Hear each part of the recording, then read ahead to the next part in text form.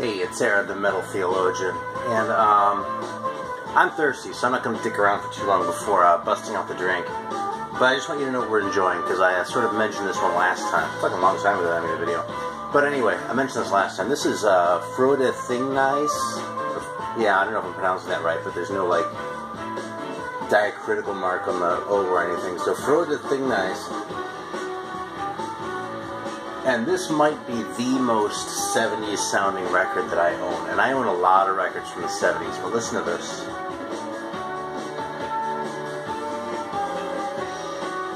That's like, I think last time I alluded to it, I was said it's like you were like on the Love Boat and there was a band there and they didn't suck. This is probably what they'd sound like, you know? Because this is really kind of, I mean, there's a part of me that just fucking recoils at horror from this. There's another part of me that's just kind of fascinated by it. It's actually really kind of good, you know, but it's so dated, man. I mean, Blood Rock sounds dated, right? But this fucking beats at its own game, man. Listen to this. Every note, the whole thing is so 70s. It's just...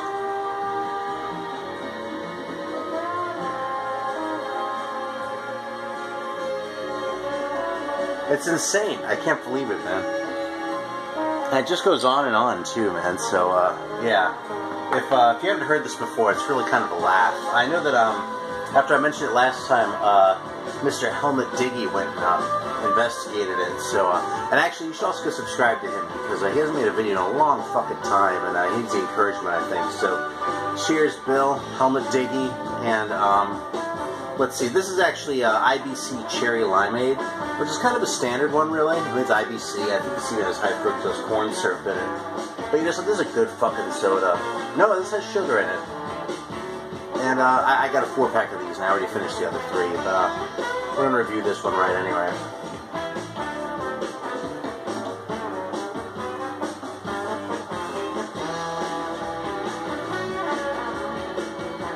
Yeah, man. It's just so well balanced, man. I mean, it's something a lot more cherry than like limeade, but it doesn't have that like medicinal thing that I talk about sometimes, you know. It's just like sort of a pure, I mean, admittedly artificial, but like a pure sort of cherry flavor that just sort of washes. It's like maraschino cherries. It's like that. It's not like cough medicine, like artificial cherry. It's like, you know, a real cherry, but kind of fucked with a little bit, you know.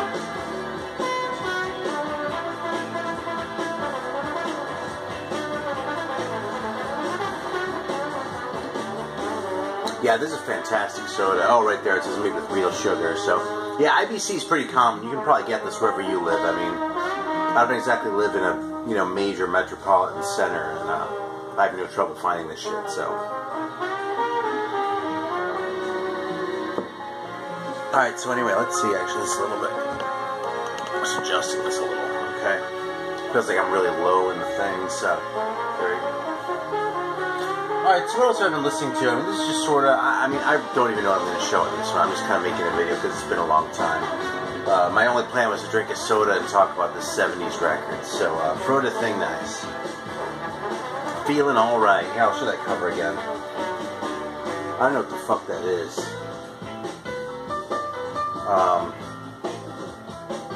And there he is. Yeah, I really blind bought this. When I was in San Francisco a few weeks ago, I saw this. It was cheap, and it was Scandinavian Jazz. So I was like, you know, so I'm really interested in Scandinavian Jazz. It's 74, so it's not too recent for me, and what the hell, you know? Excuse me. It was, it's a find, man. I mean, it's not unqualified great, but I don't know, man. I dig it. What can I say? Listen to that fake piano sound.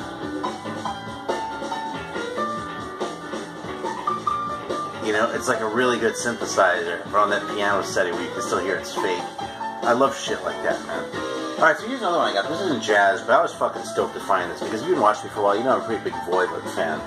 And this is the only early one that I was missing, and it's really just a couple tracks off the first 2 albums. This is the, what's it called? Ripping Headaches, I want to say. I don't know if that's right. Oh, Thrashing Rage. This is a Thrashing Rage 12-inch. And it gives another picture that's just like the Too Scared to Scream one with cockroaches on the B-side. You know, It only ever came out on a picture disc, unless someone knows different, but I've never seen one. And, you know, it's Voivod, though. It's great. It's a fucking awesome piece, and I found it for a really good price, so I'm feeling pretty stoked about this one. Played it a few times, of course. So we're listening to a lot of jazz, though, and a lot of it has been Finnish stuff, but I don't feel like I know it well enough to talk about a lot of this stuff yet. So I'm just going to sort of pick and choose a little bit, I think. But leading up to it, I busted this one out today. This is one I kind of forgot I had. This is Roswell Rudd, Flexible Fire, and I don't know, man. I didn't really care for this one.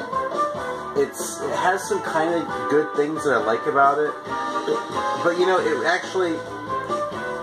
kind of epitomizes what I don't like about jazz singing, which is, aside from the fact that I just don't particularly care for jazz singing, even though it's a Roswell Rudd album, this thing comes off like Roswell Rudd's band is a backing band for Sheila Jordan singing. You know what I mean?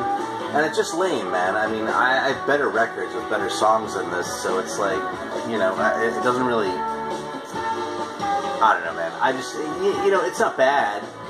It's okay. I'd play it again. If I were at your house, I wouldn't be like, oh, God, turn that shit off, you know? But it's just not good. It's just kind of, you know, a bummer.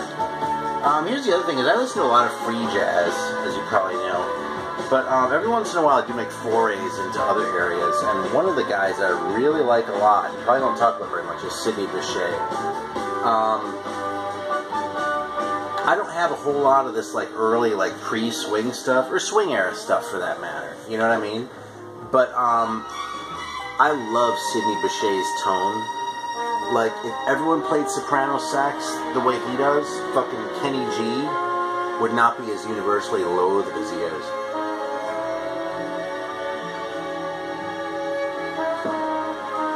Now, realistically, he'd still suck. But this guy plays the soprano sax like nobody's business. And it has, like, that, you know, the sort of thing that, like, you know, the fucking critic tools like to talk about. It's like the group improvisation. That you really hear that in this, you know? That's just cool stuff, but most of it is just the tone. It's the way the songs are put together, the tone, and the way they take turns and that. That's just fun shit. In fact, you know what else I've been listening to? I actually put this away, but let me bust it out real quick. Where the fuck is it? This might have surprised you before, but not at this point. Yeah. I was playing these guys, man. It's really like Louis Armstrong shit. Look at that. With its Hot 5 there. Here's one with this Hot 7, which I probably like better of the two, actually.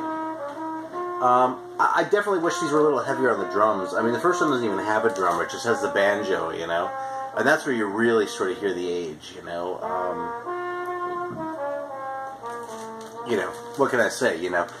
I still came from a rock background, and I really appreciate jazz drumming a lot at this point, but when it's not there at all, it's kind of, you know... What can I say? I kind of need my drums. But anyway, man, Louis Armstrong's awesome, but Sidney Bechet, I actually like even more than Louis Armstrong, I think. Kind of took me a while to, like, be honest with myself about that, but, I have just these two records, actually. That one, these two that came out on Blue Note, like, in the 50s. That one and this one. And I just fucking love them, man. Just really good shit, man. A lot of these old guys made some really good records on Blue Note, too. You know who else did is Bud Powell, man. Those are the first couple that are kind of done in the same weird way where they put out a volume 1 and a volume 2 and put the track listings and the whole description for both of them on both records. I mean, it's kind of shitty in a way because, like, if you just have this one, like I did for a long time, you don't have these first few songs. It just starts in the second one, you know? But whatever. But Bud Powell made a couple records in, like, a sort of similarly sort of semi-shitty way, or as far as the packaging goes, but they're just great records, man. Just fantastic shit, man. When Bud Powell was on, he was fucking on. Where's that inner? Oh, there it is. Alright, here's another obvious one, man. I don't know if Sidney Bechet is really obvious, but this one is. Just played this earlier today, man. Great record. It's funny to me, listening to it again, after not hearing it for a while, that this is kind of considered like the epitome of like spiritual jazz, quote unquote. Because for my money, a lot of his freer stuff has more sort of a spiritual aspect to it, I feel like. Like Cosmic Music, which I just got kind of recently, or Meditations, which is probably my favorite one. Those just kind of I mean, I don't know how to describe it without sounding just like fucking hokey, but because I don't put a lot of stock in that term anyway. I mean, you probably heard me go off about it before. I think it's kind of corny to talk about spiritual jazz if it were a subgenre, you know? Because to me, all music is spiritual on some level, you know? And a lot of the shit that passes itself off as spiritual jazz is like exploitation shit, I feel like. You know what I mean? Like they're milking it, they're saying, oh, this is going to be a spiritual record, so you're supposed to, like, take it seriously somehow. And I'm like, you know, if it's crap, it's still fucking crap, just because you put that moniker on it. But anyway, I'm digressing. This record, I don't think, has that vibe as much as, oh, I don't know. I'm not going to say home. I mean, I just was saying that to be contrary. But, Expression, man. I think this is a more spiritual record than A Love Supreme. And by the way, A Love Supreme is a great record. Okay, it's an all-time classic, and it belongs in your record collection. Okay, I just want to be absolutely clear about this. I just don't think it's his very best record. You know, I mean, you hear that a lot. It's like you hear it talked about like it's the greatest. Here's another one. This is a fucking spiritual record, man. It's just him and Rashid Ali on drums. And, you know, not like with overdubs, like that kind of shit. It's just the horn and the drums, you know? And, it said on the back, John Coltrane, tenor saxophone and bells, and Rashid Ali, drums, in an astonishing series of duets. And you know, that's pretty apt. I like to put it on, but I get popped real hard when I do John Coltrane shit. Last time I put Coltrane in a video, the thing was blocked out right in Germany, so I'm not playing any Coltrane, but I mean, I named my fucking kid after him, so you know I care about Coltrane a lot. Yeah, anyway, I just don't think A Love Supreme is his, like, crowning achievement, you know? I think it's part of the story, and I think it's an important part of the story. And if you listen to Coltrane's sort of progression from, like, the relatively simple shit he was doing on, like, Blue Train and on his Prestige records, through, like, the Sheets of Sound era, on, like, Black Pearls and shit like that, into what he did on the Atlantic records, where he was kind of starting to find his own voice more. And then the Impulse stuff, which is really sort of the culmination of all that shit when he went with the free jazz. I mean, it's all important, you know, like every step of the way there's something new being added to the mix and something new to say, you know. So I think to boil it all down to one record really kind of does a disservice to Coltrane. I couldn't pick a single one. I mean, I could, and I would. I would say Meditations if I had to pick one, but I wouldn't pick one, you know what I mean? Let's see what else I've got here. Okay, I busted this one out, man. Joe Mcphee, Nation Time, is a great record, man. It's pretty free. First side less free than the second side. First side is, has a kind of a vamp, like sort of a basic theme that goes through the whole thing that it kind of keeps coming back to, and then, you know, there's the whole, like, what time is it? It's Nation Time shit that kind of binds it together, you know? Side 2 is Shaky Jake and Scorpio's Dance is a lot more free, but this whole thing is great from start to finish, man. Just a fun record to listen to. Yeah, I have a couple other records. This is probably my favorite one, but it's kind of hard to say because they're really all fantastic. And speaking of free records, let's bust out another one that was freer than I expected to be. If I can find the fucking thing. Oh, there it is. Yeah, so I got this one kind of recently. This is Juhani Aaltonen. And this is one of the Finnish ones. And a lot of this Finnish stuff is really a lot more fusion-y. In fact, the line between Finnish jazz and Finnish rock from the 70s is really blurry. Because, like, you know, you could put Tasaval and Presidente in rock, and you could put, I mean, I have them in rock. You could put that shit, though, in jazz, probably. And you could probably put, oh, I don't know. This Yuka Gustafsson record you could probably put in rock as well as you could put it in jazz for how fusiony it is. This one, though, is pretty free, man. This is a pretty out there record, and it kind of stands out among these things. I love that synth.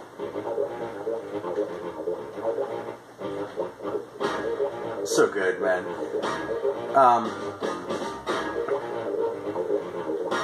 Yeah, so for a Finnish record, this one kind of stands out from the pack. Actually, another one that kind of stands out a bit from the pack is, for the same reason too, is this one, actually, by Edward Vesala. And it's more like sort of a, I don't want to say conventional jazz, because that gives the lie to how free it is, you know. There's just a trio. Edward Vasala is the drummer, okay? So he has a sax player and a bass player. And I'll pronounce their names for you, just for fun. Arild Andersen and Juhani Aaltonen, who's actually, we just talked about another record of his.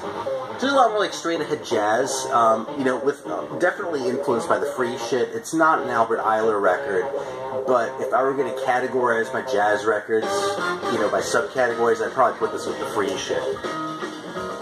So anyway, excuse me, I know just started a check for you. So let's go. What else do we have in here? Okay, this one was kind of a surprising record. This was almost more like a modern classical record. You know, I sort of got this as a jazz record by Esa Helasvuo. I don't know where you put the accent on the Finnish words, so I don't know. Esa Helasvuo, something like that. Think Tank Funk. I mean, it looks really promising. You know, a cover like that kind of gets my juices flowing. There are a lot of strings on this record, though. Like on the back, there are credits. Excuse me. Oh, I'm losing now, but there are a whole bunch of string players on this fucking thing. Like, you know, like string quartet. Shit. Oh, there's musicians. It's viola, violin, cello, even a little bit of vocals. But it's interesting because this doesn't come off as like free jazz. It comes off almost as like, you know, avant-garde classical stuff almost. It has a little bit of a jazz sensibility, but I don't know, man. I mean, you could say Stravinsky does too if you really want to push the issues. So I don't really know. Maybe it's cheating, but this is it's another one of these Svart reissues, sort of in the series of like the jazz stuff they were doing. And I suppose it's part of the whole picture, you know. So what can I say? It's an interesting record. Edward Vasala is on here, by the way, on drums. It's the only other record, and now the only other name we've already covered in this video. So let it go there. Now I mentioned this one. This is kind of the other end. Okay, Yuka Gustafsson. This one's total fusion. Okay. And it's a very cool record. A lot of the shit I don't feel like I've digested to the point where I can really sort of talk about them individually. But I like this one a lot, man. Svart's been putting out a lot of this shit. They're doing a great job. So, and it's kind of cool because, like, I kind of know them as a metal label. You know, and I knew they were doing some other Finnish shit. Like, I noticed when they, like, did, like, Kalevala. And my Tassaval and Presidenti records are, and a couple of my Wigwam records, too, are Svart. But I never really dug into the jazz until, you know, after I already knew all that stuff. And there's some interesting shit, man. It's just, it goes along with the whole, like, Euro jazz thing. It's interesting because you can hear how this shit's kind of developed, like, in the 60s stuff. Like, I mean, the 70s stuff. Like, if you listen to 60s shit, like,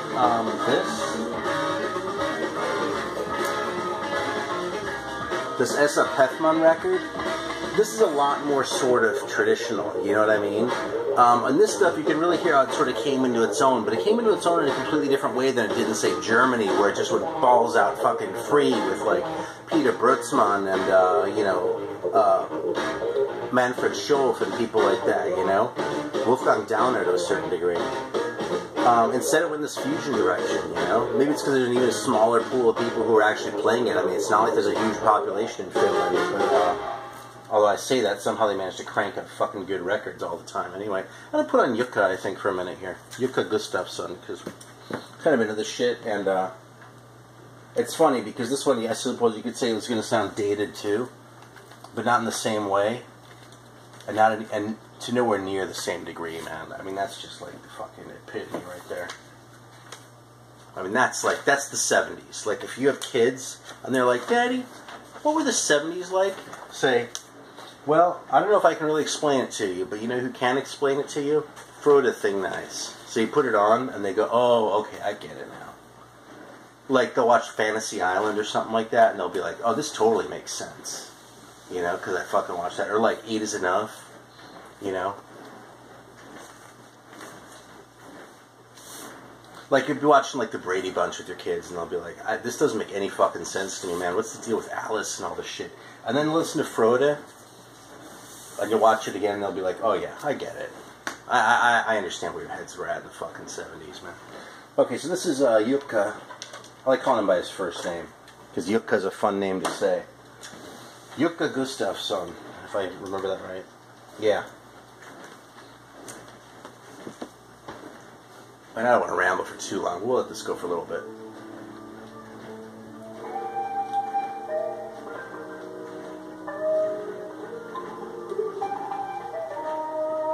Get your electric, you got your keyboards right out of the gate there.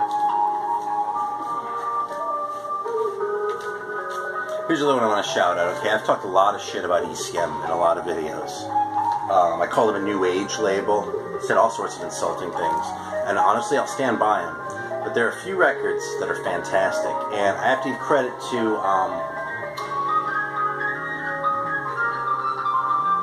Anthony Camploni. I'm spacing his channel name though. I know his real name, but I can't think of his fucking channel name right off. Oh, I'm embarrassed, man. Anyway, that dude, man, one time I talked a whole bunch of shit about ECM. He left me a comment in the comments. He was like, okay, dude, check out these things. There was like 8 of them, and they were all fucking great. I was like, holy shit, man. There's like some really good shit on ECM. It's just not the shit that you see around, not the shit that gets talked about. But I happen to encounter this. And this record is Dave Holland Quartet, Conference of the Birds, which is actually kind of an all-star record. Sam Rivers, Anthony Braxton, and Barry Altschul.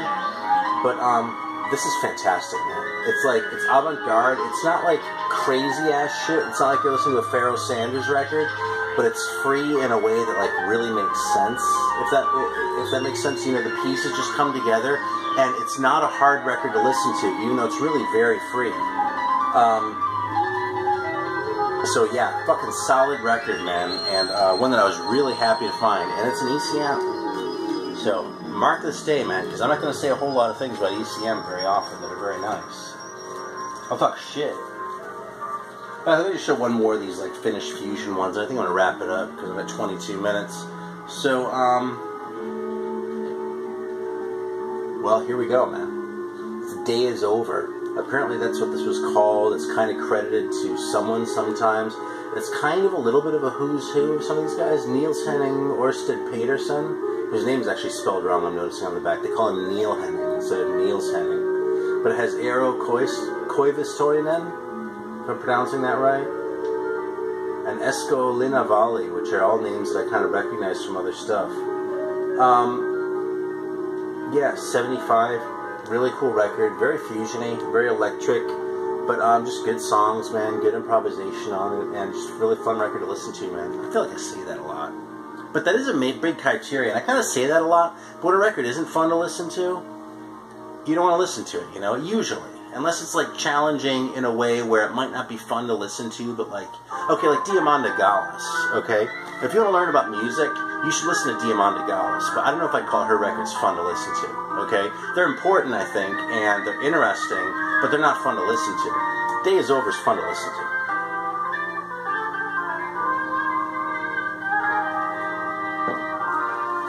And this is more like synth shit, so it just goes to show how full of shit I am on this stuff sometimes, but yeah, you know, so I was confusing this with a different record that was more fusiony, but I don't know. I'll talk about that shit next time once I've digested some of this stuff a little better. Thanks for watching, and yeah, that's it. Talk to you later.